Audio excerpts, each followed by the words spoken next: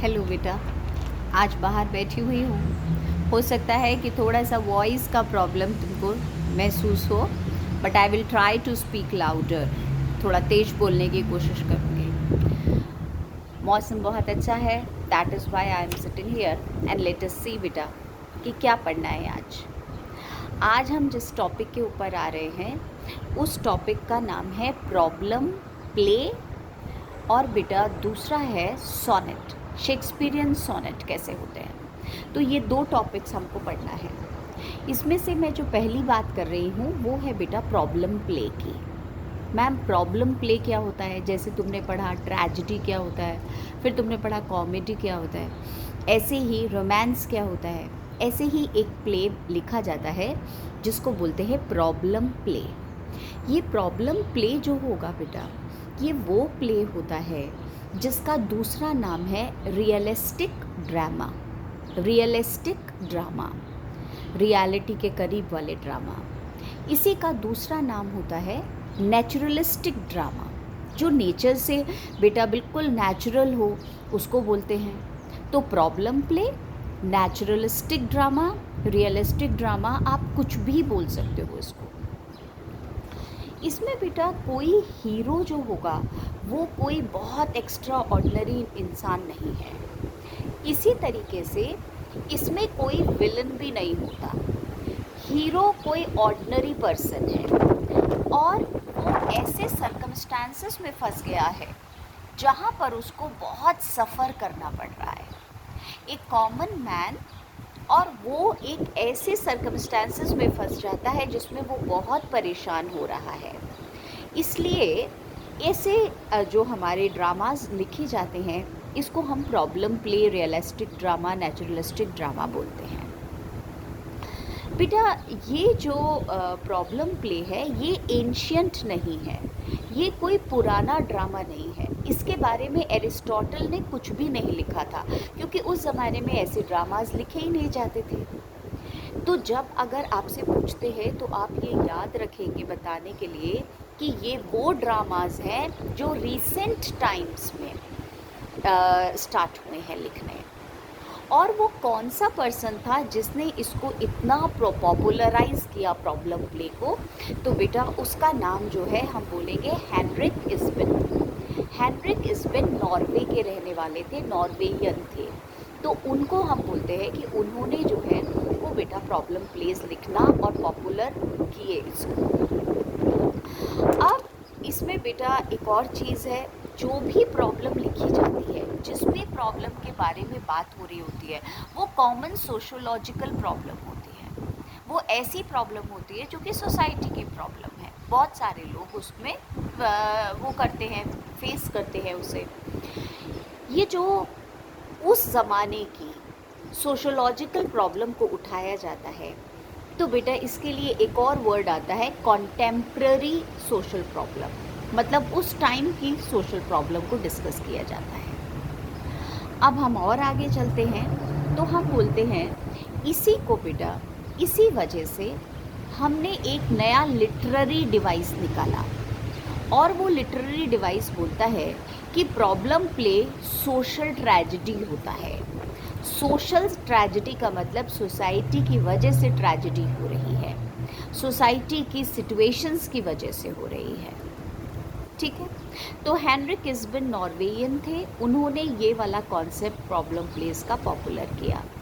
पर बेटा सिर्फ वो अकेले ही तो नहीं होंगे, तो इसलिए आप 3 और लोगों का नाम याद करो। और वो 3 नाम में से बेटा सबसे इम्पॉर्टेंट नाम जॉन गैल्सवर्दी का है। जॉन गैल्सवर्दी ने अपने ड्रामाज में बहुत सारे सोशल प्रॉब्लम्स बताई हैं, प्रॉब्लम प्लेज लिखे हैं।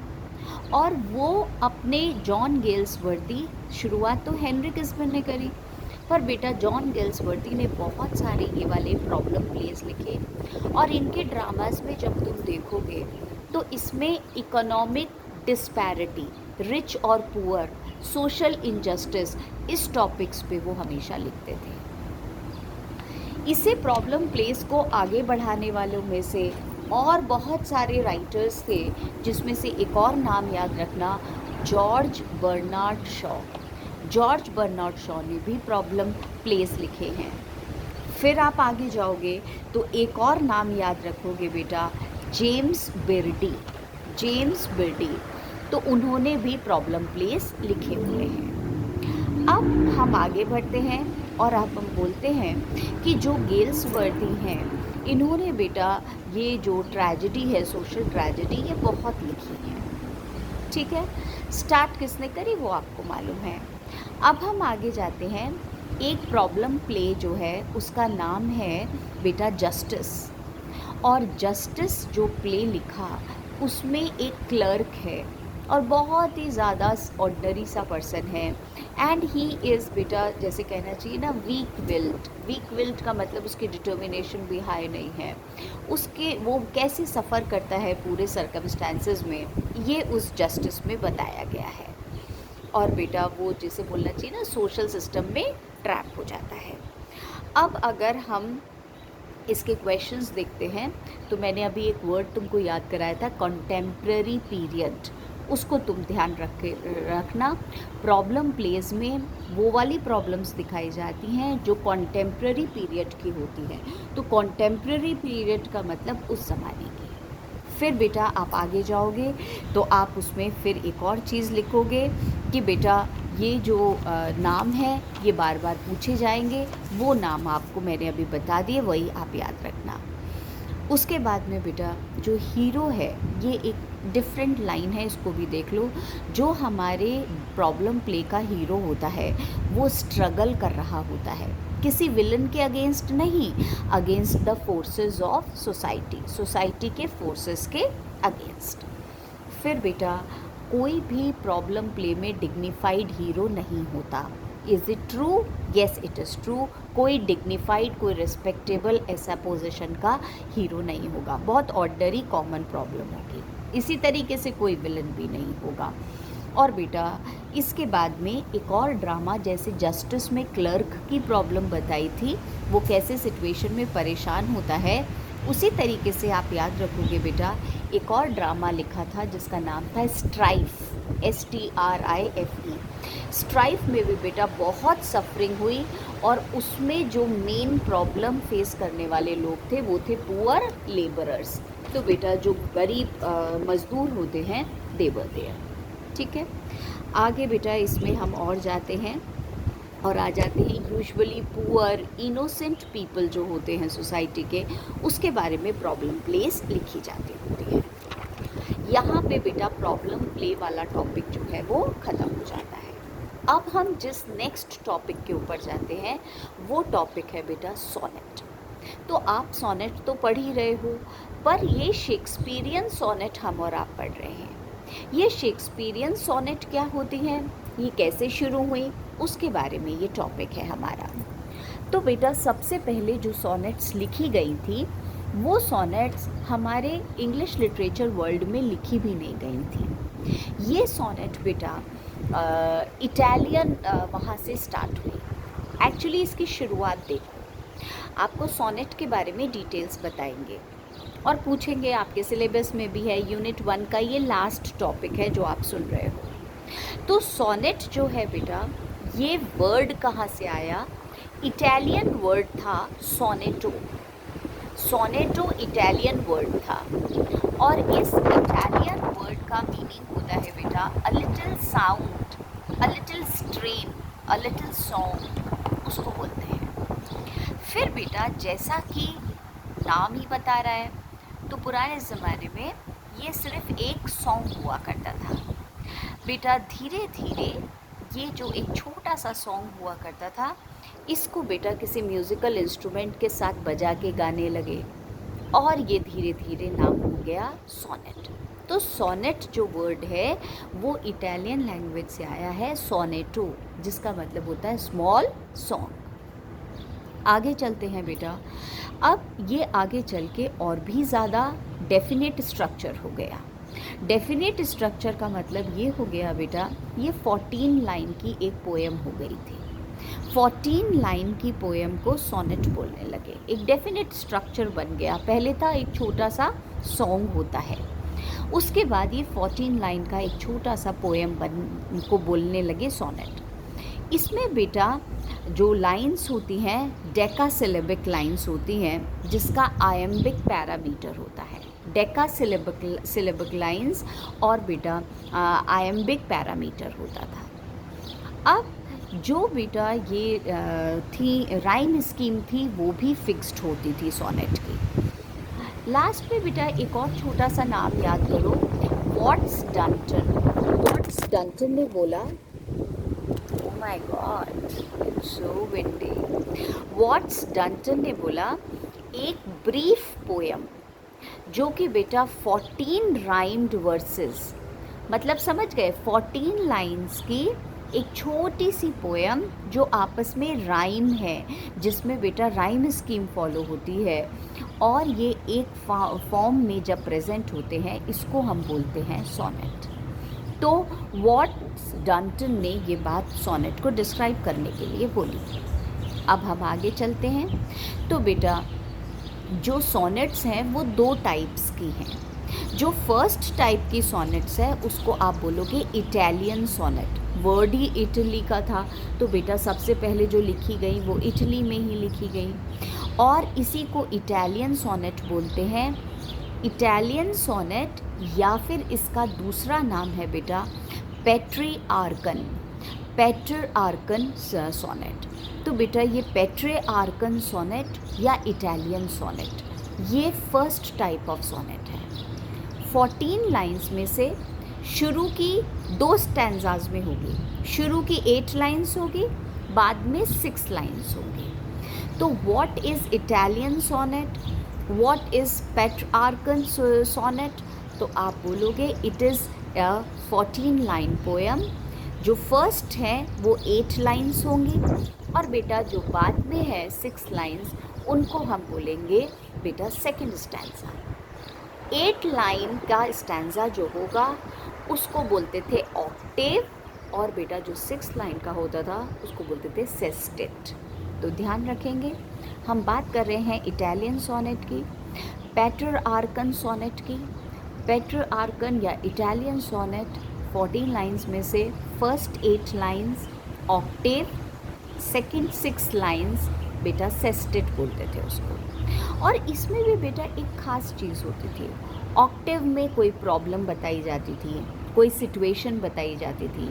सेस्टेट लास्ट के 6 लाइंस में उसका बेटा सॉल्यूशन बताया जाता था, उसका रिज़ल्ट बताया जाता था। जो ऑक्टेव होता था, जो सोनेट का बेटा इटालियन सोनेट के फर्स्ट 8 लाइंस होती थी, उनको हम एक फिक्स्ड राइम स्कीम बोलते थे, और उस फिक्स्ड राइम स्कीम को क्या बोलते थे? ABBA। ये बेटा उसकी चलती थी ABBA। ये फिक्स्ड राइम स्कीम होती थी इटालियन सोनेट की फर्स्ट 8 लाइंस की। जो नीचे 6 लाइंस बचती थी उसकी बेटा उसकी भी एक फिक्स्ड ही राइम स्कीम हुआ करती थी, वो CD CD CD या CDE CDE। तो इस तरीके से इटालियन सोनेट तुमने पूरी अच्छी तरीके से समझ लिया कि क्या होती थी। उसके बाद बेटा ये जो भी लाइंस होती थी, ये जो भी लिखा जाता था, ये खास एक मूड को डिपिक्ट करता था। उसके बाद धीरे धीरे वहाँ से बेटा इंग्लिश लिटरेचर के वर्ल्ड में क्वीन एलिजाबेथ का उस ज़माने में रूल चल रहा था इंग्लैंड में, जब इंग्लैंड में भी सोनेट्स लिखना शुरू कर दिया। जो इंग्लैंड में हमने सोनेट्स लिखी, वो बेटा जो सोनेटियर्स हैं, जो पोएट्स हैं, उनके खास नाम थे वायट, सूरी, सिडनी, स्पेंसर। वायट, सूरी, सिडनी, स्पेंसर, इन्होंने बहुत बेटा जो है वो सोनेट्स लिखी। इन्होंने इंग्लिश सोनेट्स लिखी, इंग्लैंड में सोनेट्स लिखी, पर बेटा ये जो सोनेट्स लिखी गई ये उसी पैटर्न पे थी जो इटली वाले का था, और वो पैटर्न क्या था? ऑक्टेव और सेस्टेट। आगे चल के बेटा शेक्सपियर आए। शेक्सपियर ने ये जो इटालियन सोनेट थी इसका स्ट्रक्चर बदल दिया, राइम स्कीम बदल दी, हर चीज़ चेंज कर दी। 14 लाइन पोएम ही रखी पर बाकी सारी के सारी चेंज कर दी। तो बेटा इसीलिए आपको जब बोलेंगे how many types of sonnets are there, आप बोलेंगे there are 2 types of sonnets. जो फर्स्ट टाइप ऑफ सोनेट है वो इटालियन सोनेट है और उसी का दूसरा नाम है पेट्रार्कन सोनेट। दूसरी सोनेट बेटा इंग्लिश सोनेट्स हैं, क्योंकि वो इंग्लैंड में लिखी जाती थी, और शेक्सपियरियन सोनेट उनका नाम पड़ गया। शेक्सपियरियन सोनेट बेटा इसलिए नाम पड़ गया क्योंकि शेक्सपियर ने इन सोनेट को पूरी तरीके से चेंज कर दिया। उसने बेटा 14 लाइंस को डिवाइड किया, जैसा तुम पढ़ भी रहे हो, 4 लाइंस के 3 stanzas, first quatrain, second quatrain, third quatrain, और लास्ट की 2 लाइंस आती थी, उसको हम बोलते थे कपलेट। तो बेटा जहाँ ऑक्टेव में प्रॉब्लम बताई जाती थी, सेस्टेट में सॉल्यूशन बताया जाता था, शेक्सपियरियन सोनेट में जो कपलेट होता था उसमें conclusion, main theme, main message उसमें आता था। बाकी तीनों स्टैंजाज में जो 3 क्वार्ट्रेन्स होते थे, 4 लाइन के 3 बेटा स्टैंजाज होते थे, उसमें वो सिर्फ और सिर्फ बताते थे आपको एक ही चीज़, और वो हुआ करती थी प्रॉब्लम। आगे हम पढ़ भी रहे हैं, आप सब में देख सकते हो कि जो कंक्लूजन वाली लाइन होती है वो हमेशा शेक्सपियर कपलेट में लिखते थे। अब बेटा हम आगे चलते हैं और एक और बात बताते हैं। Who gave new flexibility and beauty to the sonnet, आप शेक्सपियर पे टिक कर दीजिएगा। अब बेटा वर्ड्सवर्थ ने एक बहुत बड़ी बात बोली। वर्ड्सवर्थ ने बोला कि शेक्सपियर ने सोनेट लिख करके अपने दिल को जो है वो बिल्कुल हमारे सामने खोल के रख दिया है। शेक्सपियर ने सोनेट लिख के अपने दिल को हमारे सामने खोल के रख दिया है, क्योंकि उसने सारे अपने इमोशंस बेटा सोनेट में डाल दिए। तो who said this about Shakespeare, वो वाली लाइन आएगी तो याद रखना वर्ड्सवर्थ ने ये लाइन बोली, या फिर बेटा किसके बारे में ये लाइन बोली गई है, शेक्सपियर के बारे में। कौन सी लाइन थी? With this key, this key का मतलब with this sonnet Shakespeare unlocked his heart. बहुत फेमस कोट है बेटा, ये कोट बन गई है, कहा वर्ड्सवर्थ ने था। और बेटा शेक्सपियर ने राइम स्कीम भी चेंज करते थे, राइम स्कीम भी चेंज कर दी। हमने पहले क्या बताया, ऑक्टेव की राइम स्कीम क्या हुआ करती थी? ऑक्टेव की राइम स्कीम हुआ करती थी A B B A, A B B A. Sestet की होती थी सी डी ई या C D C D C D. उसने बेटा अपने जो 3 स्टैंजाज थे उसकी जो राइम स्कीम रखी, वो बेटा उसने रख दी ए बी, फिर सी डी, फिर ई एफ, फिर जी। तो जब भी वो राइम स्कीम पूछेंगे, आपके सिलेबस में जो सोनेट हम पढ़ रहे हैं सारी शेक्सपियर के हैं, आप ये राइम स्कीम याद रखो, A B, C D, E F, G. और बेटा ये हमने शेक्सपियरियन सोनेट इसको नाम दे दिया।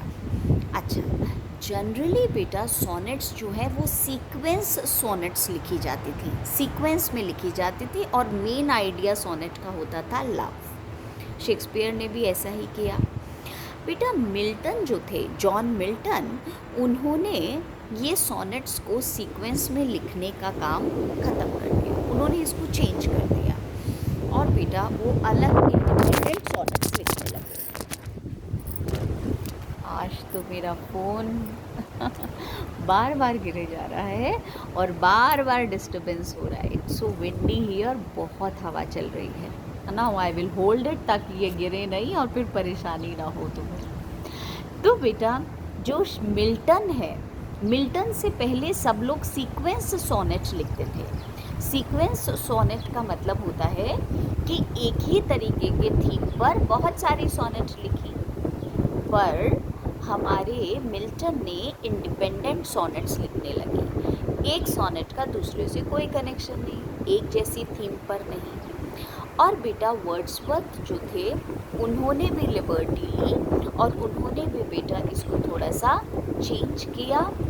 वर्ड्सवर्थ लिखते तो सोनेट उसी फॉर्म में थे जैसे इटालियन होती थी, ऑक्टेव एंड सेस्टेट वाले, पर उन्होंने राइम स्कीम चेंज कर दी। उन्होंने ए बी बी ए और बेटा CACCA राइम स्कीम कर दी। यूजुअली इटालियन सोनेट की राइम स्कीम क्या होती थी? ABBA, और बेटा इन्होंने उसको चेंज करके कर दिया था, दैट वाज ABBA, इस तरीके से इसको चेंज कर दिया था 8 लाइन्स। और ऐसे करने से सोनेट ज़्यादा फ्लैक्सिबल हो गई, ज़्यादा वेराइटी उसके अंदर हो गई। बस ख़त्म ही हो रहा है। इसके कुछ क्वेश्चंस जो हैं बेटा वो देख लो एक बार, मैं बता रही हूँ। और हमने बोला सोनेट जो है वो सबसे पहली बार इंग्लैंड में किसने लिखी? तो बेटा वायट और हावर्ड का भी नाम है। मैंने बाकी नाम बताए थे पर हावर्ड का नाम नहीं बताया था। हेनरी हावर्ड और बेटा सर थॉमस वायट। वायट तो मैंने बताए थे, स्पेंसर बताए, सूरी बताए हैं, पर जो इंट्रोड्यूस करी, जिन्होंने सबसे पहली बार सोनेट इंग्लिश लिटरेचर में लिखी, वो कौन थे? वायट और हावर्ड। फिर बेटा हमने बोला सोनेट का मीनिंग क्या है? A song. फिर आप आगे आ जाओ बेटा, शेक्सपियर जब अपनी सोनेट्स लिखते थे तो उन्होंने किस चीज़ को पर्सोनिफाई किया है? तो बेटा शेक्सपियर की हर सोनेट में टाइम को पर्सोनिफाइड किया गया है, टाइम को एज अ पर्सन कंसिडर किया गया है। फिर बेटा आप आगे चलोगे, आप जब बोलेंगे कि कौन कौन से अर्ली कंपोज़र्स थे जिन्होंने इंग्लैंड में शेक्सपियर से पहले सोनेट लिखी, वायट, सिडनी, स्पेंसर, वो नाम याद ही रखोगे ही आप बेटा। फिर कौन से किस रूल में स्टार्ट हुई सोनेट लिखना? क्वीन एलिजाबेथ के। और बेटा शेक्सपियरियन सोनेट की जो वो होती थी राइम स्कीम, ABCD EFGG होती थी, वो भी याद रखना। और बेटा कौन सी थीम के ऊपर शेक्सपियर ने लिखा है जनरल सोनेट? आप बोलोगे लव के ऊपर लिखा है। वैसे भी बेटा लव थीम ही हुआ करती थी।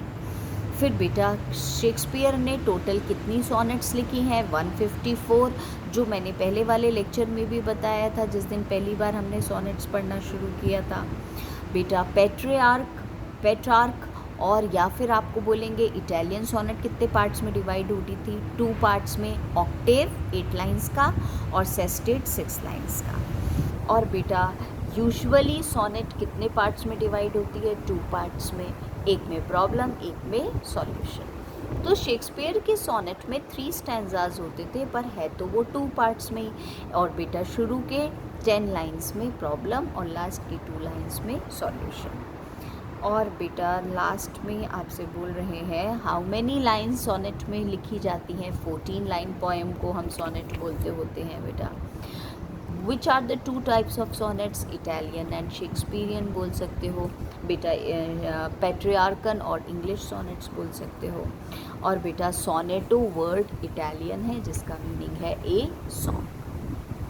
ठीक है, अब ये वाला सोनेट और ये वाला प्रॉब्लम प्ले का टॉपिक ख़त्म होते ही हमारा यूनिट 1 रेडी हो गया। यूनिट 1 हमने तैयार कर लिया। अब बेटा हमारी जो सोनेट्स बची हुई हैं मैं वो कराऊंगी और फिर ड्रामा है दैट वी विल डू। ठीक है, wait for this second class.